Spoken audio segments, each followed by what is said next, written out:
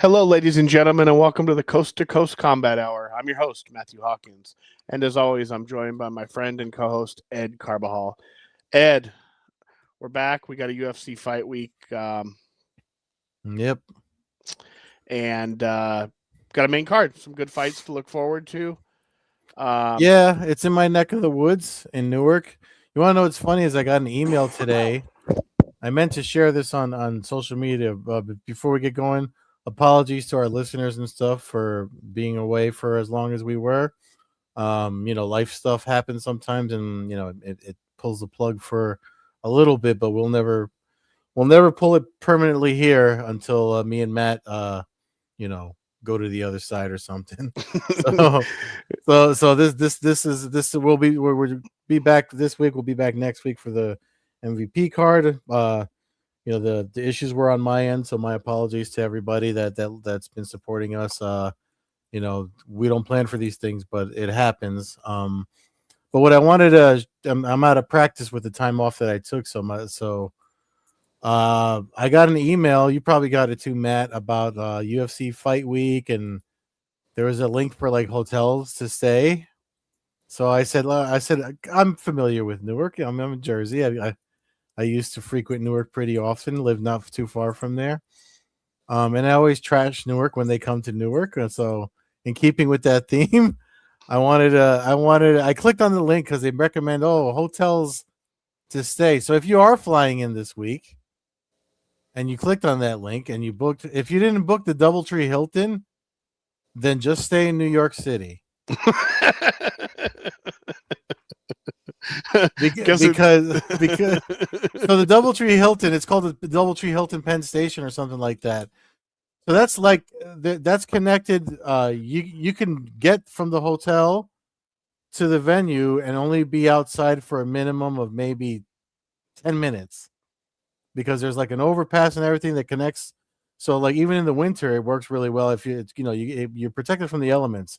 The overpass, the walkway things, you may find somebody in there taking a shit or an encampment or it'll smell like urine or whatever.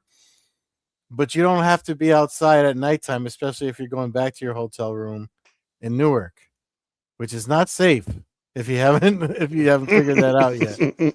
I don't know. I mean, I know why the UFC keeps going back there because the Prudential Center, the deal, and the COVID money that Murphy gave them. I think this is the last one of those, as a matter of fact, because we got the new governor. But yeah, if you didn't book at the DoubleTree Penn Station, Newark, then you just stay in New York City. Yeah, I was wondering that. I guess they have some deals there. I was just figuring the UFC was penny pinching and probably Newark. I mean, there's a couple arenas you could go to, big states or prominent states, and get some cheap arenas. I mean, Newark's got to be one of the worst arenas that still. I've never been there, but I'm guessing based on the arena. I'm going to be honest. The arena is nice. I've gone there for UFC events. It was Rumble Johnson headlined. I forget who he knocked out in that his last fight in the UFC. But that was the last time I was there for a UFC event. But the arena is nice. I've been there for that. I've been there for other things. It's not new though, correct? I mean, it's not new, but it's 25 years old, right? It's well maintained. Okay. Right. There is a heavy police when there's something there. There's a lot of concerts there and stuff. When there's anything there is a heavy. All the police in Newark will be in that area, which is why I said if you're going to stay in that area and you didn't book that hotel, I mean, there's some good steakhouses. There's a lot of Brazilian steakhouses and stuff in the area that are pretty good and stuff too. But again, you have to put it like this. I had to do jury duty a couple, and I know I told you about this off the record, not on the podcast, but privately.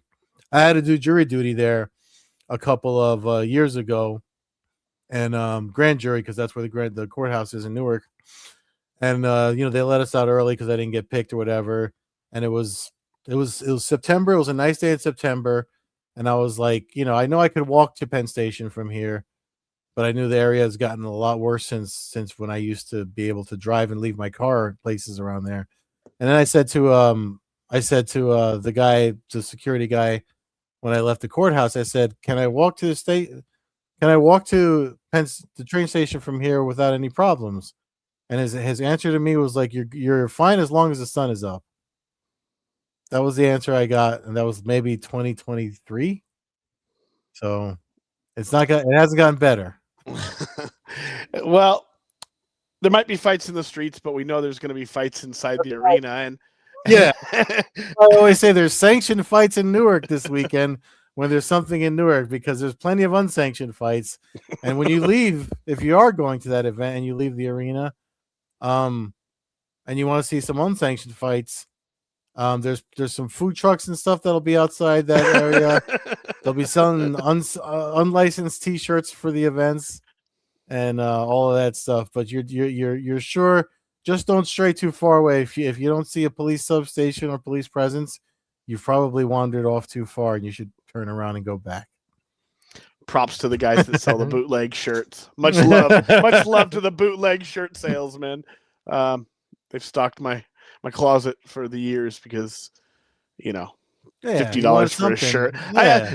That $20 shirt can become 2 for $10 real quick at the end of the night when you're walking out of that arena. So I've managed to do that. But anyways, let's jump to the main card here. There are some good prelims. We're not going to deep dive into those, but I do recommend tuning in if you are watching the fights this weekend. But the main card kicks off with kind of a funny fight here. I mean, I don't know about you, King Green. Nice little roll he's on. Hold on a second. I just wanted to check. Yeah, I was going to say, I knew Jim Miller and Jared Gordon were on the card. All right. I'm sorry. Go ahead. Because, in New Jersey, you got to have a couple of the New York, New Jersey legends. This fight right here fits that category. You got the homie from New York and Gordon, Mr. Flash Gordon, Jim Miller rep in New Jersey. So the locals that'll be a good. You want to get fired up if you're in the arena. That's a fight to get fired up for. Pat Sabatini is another Northeast. The undercard is this is a good card. I actually like the other fights. I don't care for the main event, but the other fights are really good. I'm going to say something. With the amount of fights the UFC has right now, the fact that they're in New Jersey, honestly, and Jim Miller is on the prelims is a joke. That man, and I'm not even a Jim Miller fan per se.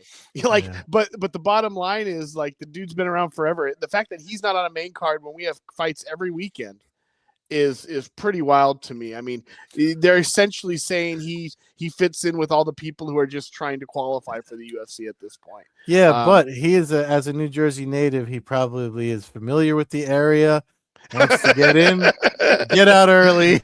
So we know the UFC kicks people out into the street after their fights, right? Yeah. I guess there you want to get kicked out when the sun's still up, like you said. But anyways, I think that's a little disrespectful. I don't see any reason why, not that I'm not looking kind of forward to King Green, Jeremy Stevens, but Jim Miller should be on the main card if the fight's in his backyard. Yeah, and he's going, you get the record holder for wins. He shouldn't be buried that low on the prelims. I'm sorry. I think that's pretty weak. But anyway, so King Green, Jeremy Stevens, him and Gordon. That fight should be higher. You're right. I mean, it should at least be the one leading into the to the main card. Out of respect alone. Yeah. But yeah, this fight's weird. Stevens jumping back and forth between this and UFC and bare knuckle. Hasn't won a UFC fight since 2018.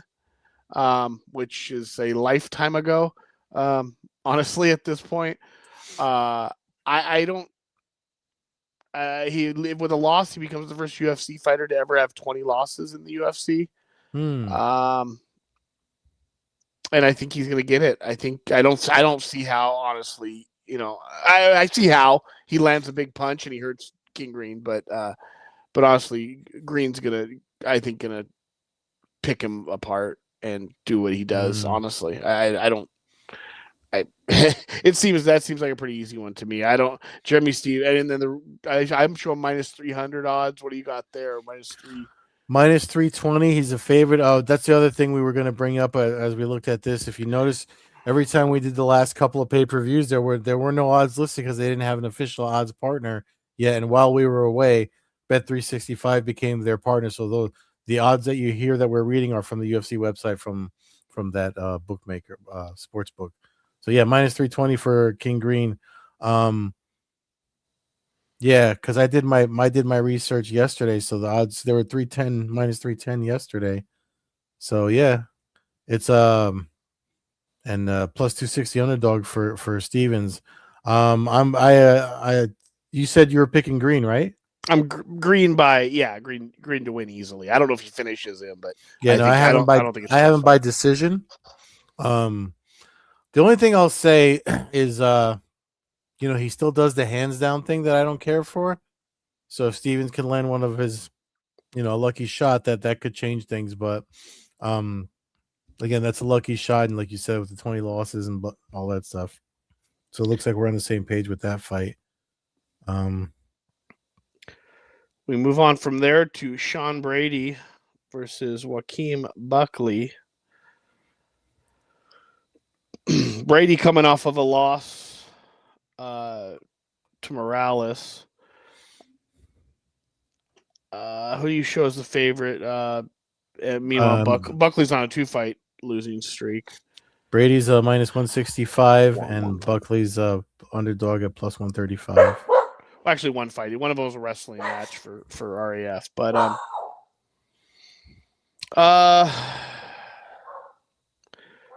I mean, I'm taking Brady. Mm-hmm. I don't know. I'm not sold on Buckley. I really am not. I don't know. I know he's got some good wins, some flashy wins. Yeah. Brady's loss was to Morales, who seems to be a world beater. I'll go with him to rebound and get back on the track. Yeah, I'm with you there too. I got him picked to win, probably by decision or submission. I could see him getting a submission, but most likely decision. So I'm so far we're in agreement with these first two fights. This one's an interesting one. Former Bellator big man, mm-hmm. and now longtime UFC fighter Alexander Volkov against Waldo Cortez Acosta. Some big boys. Mm-hmm. Some big boys. I'm going with Volkov to win. I like his, always I like the length he has. He does have power behind his shots. They're not, haymakers, but he does, they're heavy. His punches are heavy. I feel like he's, I think he beat Gon when he fought him, a couple years ago now. I think he should have been the one probably in the title shot. Probably should be the one fighting. It would have been moved. Then, the whole thing would have been weird. We would have had a Russian fighting at the White House, potentially. Yeah. It would have been that would have. Well, I mean, obviously they probably wouldn't have made that fight had that been the case. But yeah, I'm gonna take Volkov. Maybe I'm a little biased. I am a Volkov fan. Obviously, been watching him for what seems like 2 decades now. But yeah, I'm going with Volkov to win. Heavyweights 3-5. I'll give him a TKO. I'll give him a late second, third round TKO when Costa starts to tire from maybe some liver shots. Yeah, no. So far we're in agreement here. I'm picking Volkov too, for just fanboy reasons and the fact that he's got a bit of a reach advantage, and I think he's got just a little bit more of a traditional background where he could land some shots to either make him like a TKO, not in the KO board, TKO, make, like you said, get him fatigued and stuff like that. And he's the favorite too. He's minus 180 on the UFC website. So, and then this is for the main card anyway. This could be a potential fight of the night, as the flyweights like to bring it with their high energy. Joshua Van versus Tatsuro Taira. I kind of let me see. He is a favorite, minus 175 for Tatsuro Taira. I could see him pulling off a victory here. I just feel like it would be interesting to have him holding his strap, Yeah, and it's for the title, so I could see him pulling off a submission. against Van, just because the way Van won. I know I'm not saying Van isn't good. It's just the way that everything came to be is kind of, it didn't deliver. Everything fell together for him to be able to end up in the title fight, end up getting the title. Injury in the title fight, after a banger with Royval. I'm also taking Tara, which would, unless I'm forgetting somebody recently, would make him the first Japanese UFC champion of all time, minus the Sakurabas and the guys, some of the guys who won the UFC Japan little mini tournaments in the early days. Like I said, historically, the UFC hasn't been really favorable to Japanese fighters in title fights. But I'll go with him. I picked him last time when this fight was scheduled to go, and I'm gonna stick with him again. So yeah, I see this fight being. I mean, I don't think Tara can take him out without it being a barn burner, though. I think that it's going to require going into hell probably to do what is necessary to win this fight. Because that's why I think it's going to get a fight of the night nod, just because they're not neither of these guys are boring fighters. And again, I didn't mean to it's not a slight on Van the way he got the title.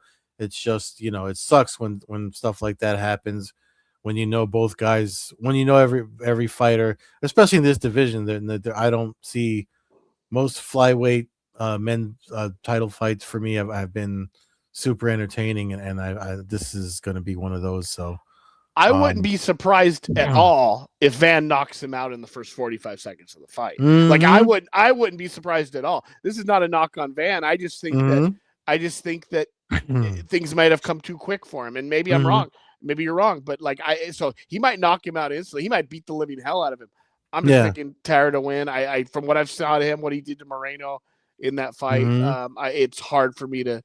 I'm gonna go with him, and I think but I do think this is a good fight. And I don't think. I mean, this is one of those cool title fights where both these guys are going to be around for a long time.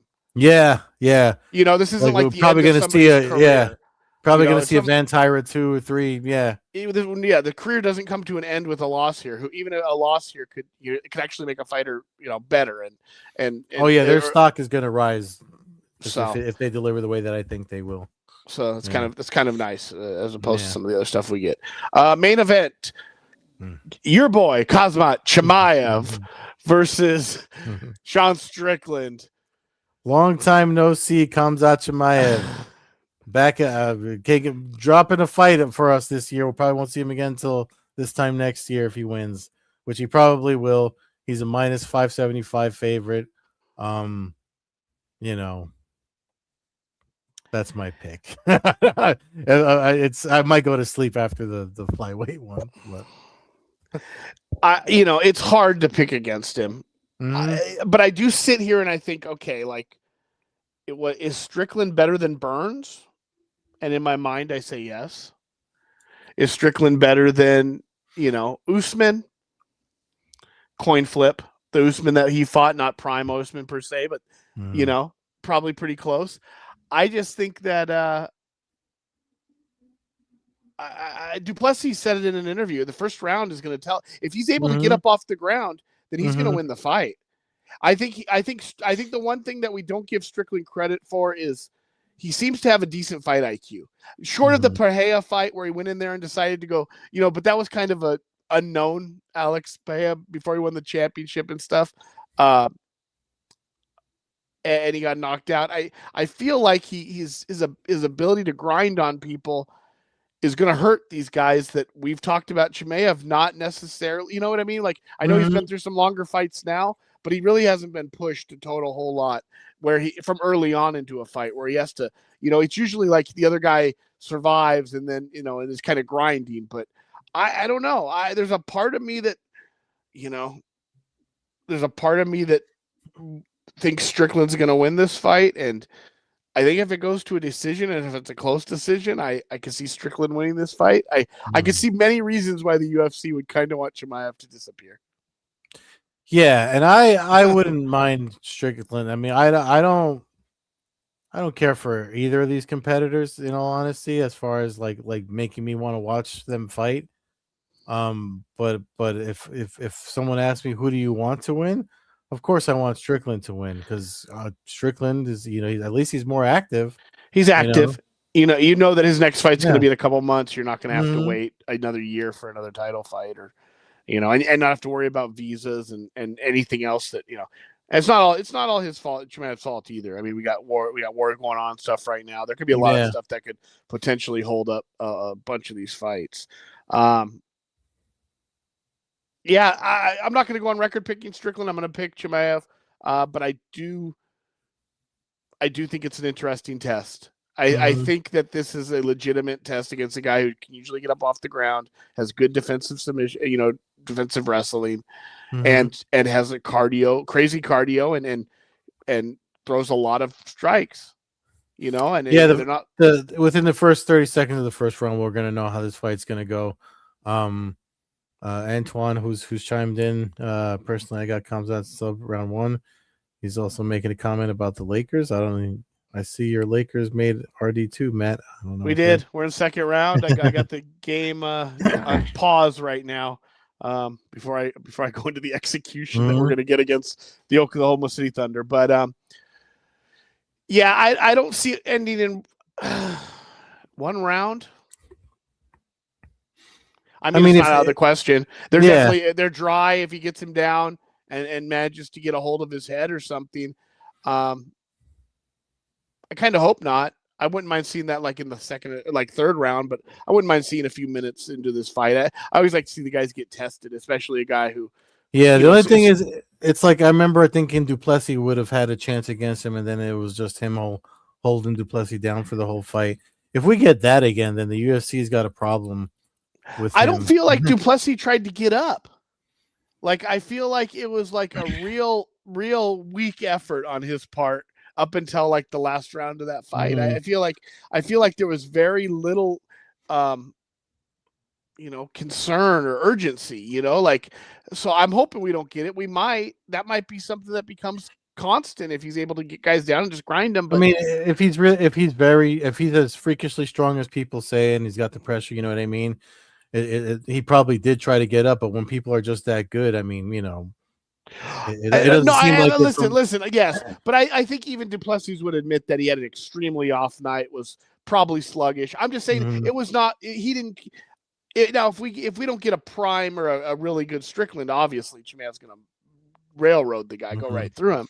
I just I don't know. I gotta see what goes down. To me, the fact that he's not going to get tired brings an element into this that we thought Duplessis had, but he just was on his back the whole time. And again, my God, if he holds him down for 25 minutes, some of this in-cage, we might have the first fight ever stopped due to in-cage shit talking. I can't imagine some of the stuff that might start being said if he's just kind of laying him, and holding him down, and there's not a whole lot of action on the ground. There could be some chatter. Does it say who the ref is by chance on there? We don't know who the ref is. No, they never put that on here. We'd have to check on it. Maybe I'm looking on Tapology, but I don't think it might be too early. They probably haven't even. It's only Tuesday, so yeah, maybe tomorrow. Yeah, I don't see anything on here yet. Anyways, that's going to wrap us up. We got back for this week's pay-per-view. Next week, we hope to be back again at our normal scheduled time to look at the MVP, the MMA Netflix card. Fingers crossed that one holds up with some of the age on that card right now, but we'll be happy to talk about that next week. Fans can follow the show at Combat Hour on Twitter, Coast to Coast Combat Hour on Instagram. Follow me, Matthew Hawkins, at MMA Hawk 21 on Twitter and Instagram. Follow Ed at Carbazol on Twitter, Carbeerzol on Instagram, and Old Head Carb on Twitch. And happy Mother's Day to you ladies out there. One or two ladies that listen to this podcast, have a happy Mother's Day. Hug your moms. Make sure you get her some flowers. Take her out to eat. There it is. Enjoy the fights. Happy Mother's Day. Be safe, everyone.